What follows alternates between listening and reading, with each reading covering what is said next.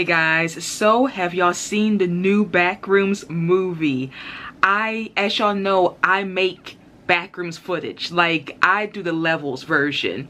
Kane Pixel's new Backrooms movie has dropped a little while ago, and I'm not going to spoil. Wait, I kind of want to. Okay, I want to talk about something very specific. I want to talk about the monster, like the main monster, and what people felt about it. So yeah, spoilers, definitely spoilers. But yeah, so just letting you know about the monster. But I waited enough time, right? Like, it's been enough time. So as y'all know, I have a whole Backrooms logs. I do the level base. I make it on, of course, AI slop, but I make it in my shorts, and I do each level. Right now I'm up to, I think, about like level, I think I'm at level 32, level 35 or so. Sorry to hear noise, a lot of garden work going outside. So yeah, that's happening. A lot of things is happening out there, but hope you can still hear me. But yeah, I do the level versions. Now, Kane did not go into levels. Like, he didn't do that for the Backrooms movie. I was not disappointed by it. I was not disappointed at all. Now, it was like, here's the part I wanted to talk about. I'm not going to talk about the whole movie, not even a little bit. I'm going to talk about the monster only. We do not get the classic Backrooms, you know, the black stringy monster. If you're a fan like I am a fan, we're not going to get that monster. Instead, you get Pirate Clark. Now, it sounds funny, but it's not funny, guys. It's terrifying. It's terrifying. And for me, I thought it was scarier. I thought it was scarier than our usual black goop monster. Now, here's my theory. This is only a theory video. I might do other videos later on about the movie, because I'll probably do more videos about the movie. But here's my theory video of what I think is happening. I think, and I'm sure other people felt the same way, I think Pirate Clark is the bacteria monster. Because if you look at the way he's shaped, the bacteria monster looks all like this. Now, let's look at the psychology of the Backrooms. In the Backrooms, they don't really need to eat. I think they're basically immortal. They don't need to eat. These still lifes, that's the new monster. They're called still lifes. They don't need to eat. They don't need to drink. They don't. I mean, in one part, Clark even takes a piece of them and says, like, look, you can eat them. But he just took a piece and like ate it. And I feel like, because these things can't really die.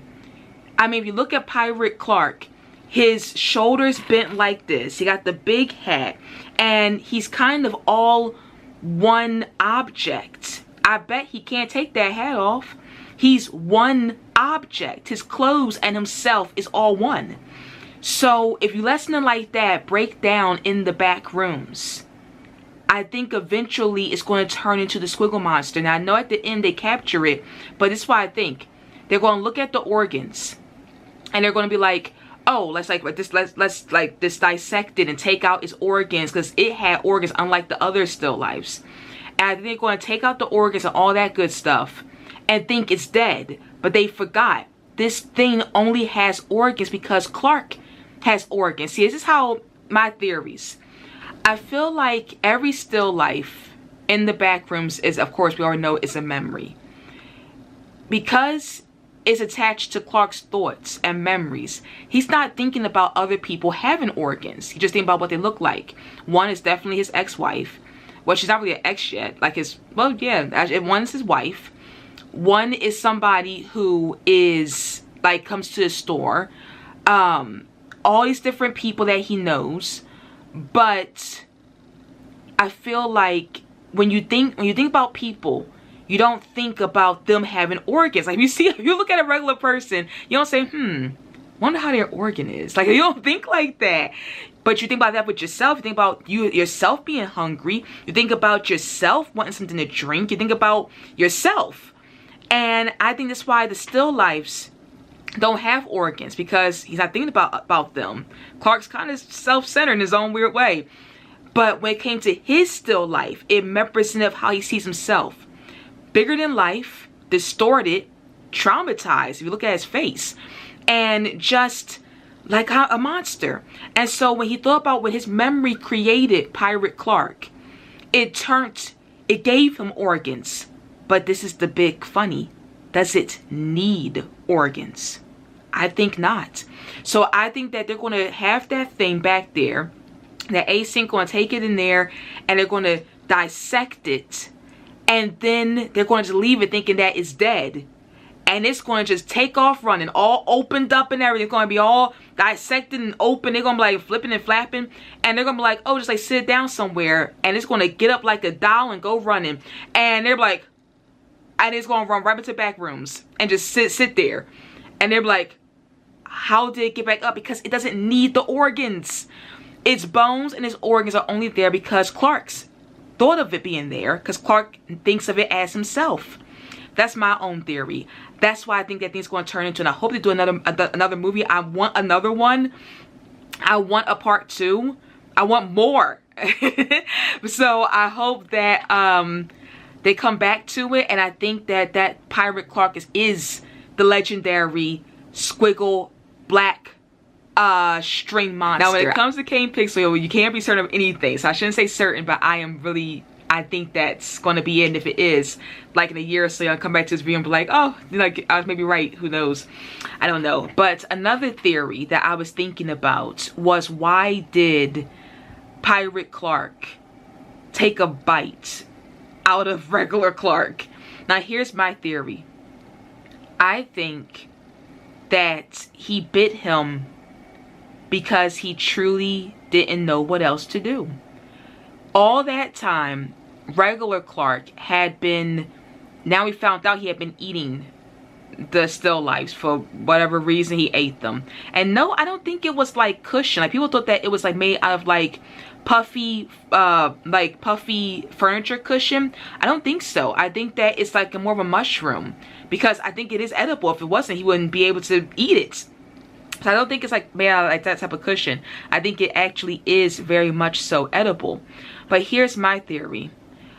I think when he brought his psychiatrist down there and he was already being weird, and he already kind of taught big Pirate Clark that we eat things that are not like us or is beneath us, and we eat it for comfort. I feel like that's why he took a bite out of himself. And what's awesome is, I feel like it traumatized the creature too, because they were psychically linked. I think that they're mentally linked. They're mentally linked. And he was hungry. So Clark obviously was probably a little hungry. He was already thinking about eating something down there. And he had brought his psychiatrist down there for comfort. He had all these strange emotions inside of him that he didn't know how to express himself. He had anger. He wanted comfort. He wanted companionship. He wanted her to be his wife. He wanted to be his whipping pole. He wanted her to be everything to him, that he needed to express so many clusters of emotions that he couldn't even figure out, that it translated to his still life as, I need comfort, I need something, I need food. Oh, I know, I'm hungry. And that's like the first basic instinct that we all have, is hunger. We're born with that. Nobody teaches a person how to eat. It's like most of us are born knowing how to eat. So Pirate Clark's first instinct is, oh, I have all these strange emotions flowing through me from other Clark that I know I'm going to eat. I need comfort from my creator, because Clark is one who kind of like created him from his mind.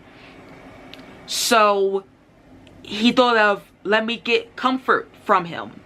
I hope I'm explaining it well enough. I know I got so much garden work going on, but he instead of getting a hug, he didn't know how to understand what a hug would do for him. Might not do anything for him. He's a Backrooms monster. So he went for what he thought would do something for him, and he crunched him. And if you look at the monster's face, he looks traumatized. He's not, that's what makes the Backrooms monster so interesting. Even the Squiggle monster, its voice that it screams, that scream it does sounds like a needy scream, and yet it's so scary.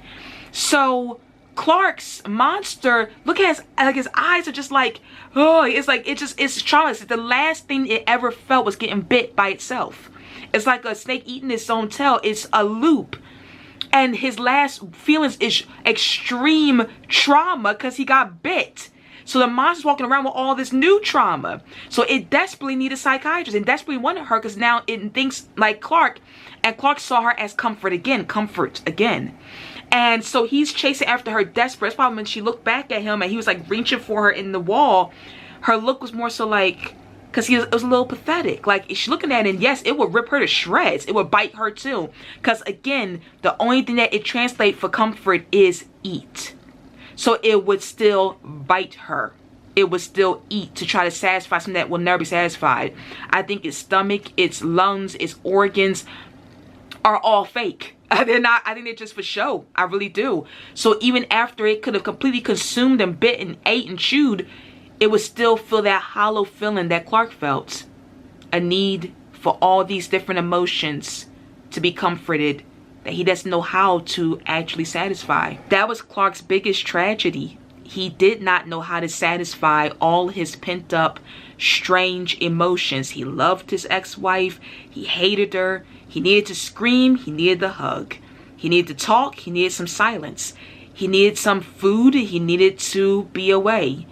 He needed isolation. He needed to be around people. He had so many conflicting emotions inside of him that his monster was truly sad, shocked, traumatized, and confused. And then traumatized itself some more when it bit him. So that's basically my own theory. I hope y'all enjoyed it. I hope y'all enjoyed the Backrooms movie because I know I did. I'm looking forward to, I hope it's more. I hope it's more to it. I've been having fun looking at other people's theories and thoughts and going through different videos online, and it's been just like an event. It's been so much fun. I want to make my own video, my own theory without sharing hopefully too much. I didn't want to share too much. So that's basically it, guys. Hope y'all enjoyed the video, and please tell me if y'all seen the video and the movie too. Let me know in the comments below what y'all thought of it, and any of your theories would be highly welcomed. Okay, guys. Bye.